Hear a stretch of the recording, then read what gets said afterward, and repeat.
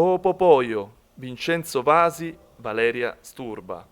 Avete appena registrato un'isola e fatto un concerto a Ferrandina per il Maiatica Jazz Festival. Siete qui nell'ambito di una rassegna che abbiamo chiamato Bologna Improvisers.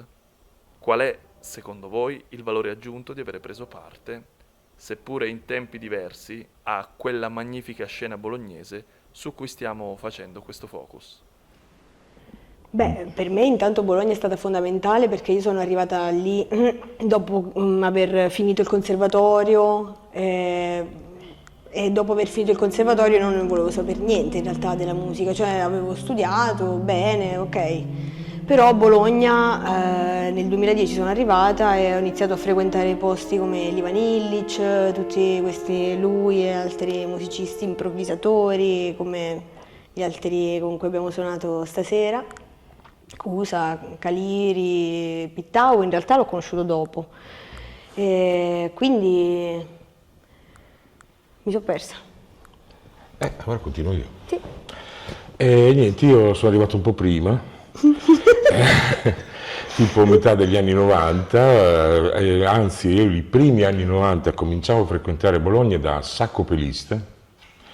C'è un sacco a pelo? No, era un modo di dire. Nel senso che arrivavo e non sapevo dove dormire, quindi qualcuno mi diceva dormi qua, dormi là, oppure non c'ho da dormire, e allora me ne tornavo magari a Rimini, dove vivevo. E ci passavo sempre più tempo perché mi piaceva tantissimo, c'era un sacco di movimento, c'è ancora, però in quegli anni era differente il movimento.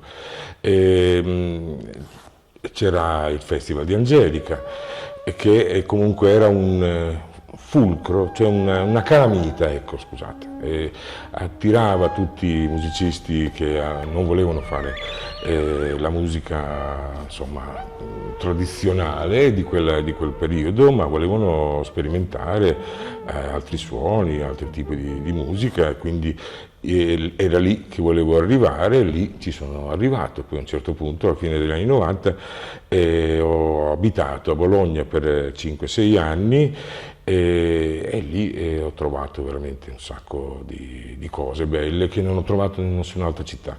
Ecco. Chi è stato per voi Tristan Onsinger? Un maestro. Un esempio, proprio uno stile di vita, Sì. l'essenza di quello che Ma poi è stato vorrei essere. esatto. Perché- L'arte fatta a persona, Esatto. che non è solamente musica, è performance, è teatro, qualsiasi cosa, veramente poesia. Sì, esatto, cioè, Tristan è stato sempre una persona poetica proprio. sì. A parte le composizioni meravigliose, totalmente in contrasto con la sua persona, nel senso che era Esatto. impressionante, almeno per me, e anche bello, cioè sconcertante, no? Questa differenza tra il personaggio e poi delle composizioni che non...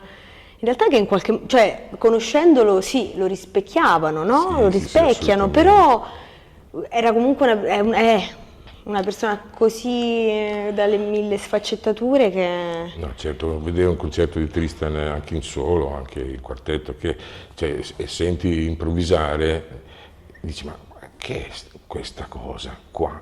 Perché tra l'altro come improvvisava lui, non è che improvvisavano altri nello stesso modo, e però poi sentiva cioè, le sue composizioni che erano, cioè, ti portavano in altri lidi, non so come dire. C'è tipo un brano che si chiama Avevo paura, che io canto sempre nel mio solo, ma anche insieme. Sì, sì, Abbiamo fatto sempre... delle volte, sì, sì. No, però questo è un pezzo che tra l'altro ho scritto al femminile, cioè nel senso che mi è sempre sembrato come, non di averlo scritto io, però come se me l'avessi in qualche modo donato. Anche Elettromagnetismo Beh, e lo stesso Libertà modo, è un certo. pezzo di Tristan. Noi Che insomma ci praticamente facciamo ci belli abbia- con Elettromagnetismo e Libertà, ma l'ha scritto Tristan. Una delle chiavi di lettura del vostro approccio alla musica è quella di suonare più strumenti. Bene, che cos'è per voi essere polistrumentisti? Allora, io ho sempre bisogno di fare cose diverse, se no mi stufo in qualche modo, cioè un po' di... E io uguale. smania, non so come chiamarla, forse non è il termine giusto, però il fatto di suonare più strumenti mi aiuta, ecco, a compensare questa smania, questa voglia comunque di avere sempre stimoli nuovi e di non fissarmi solo su una cosa. Sì, io uguale, potrei aggiungere il fatto che sono affascinato, oltre che dalla musica, anche dagli strumenti che fanno la musica, e non solo per il fatto poi di suonare i giocattoli, i rumori.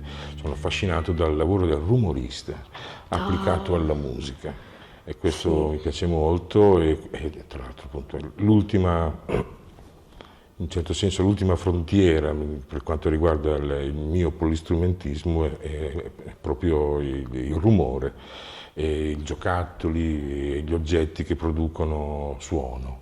Ecco. Progetti futuri insieme. Allora, progetti futuri, beh, intanto comunque stiamo lavorando sul terzo disco, Sì, però quello che in realtà ci piace molto fare è lavorare con l'animazione, con i cartoni animati. E quindi ci sono in ballo un po' di cose ci sono dove in ballo facciamo un po' di anche i cose doppiatori. che non diciamo nello specifico perché magari siamo leggermente scaramantici. Esatto, Grazie. grazie.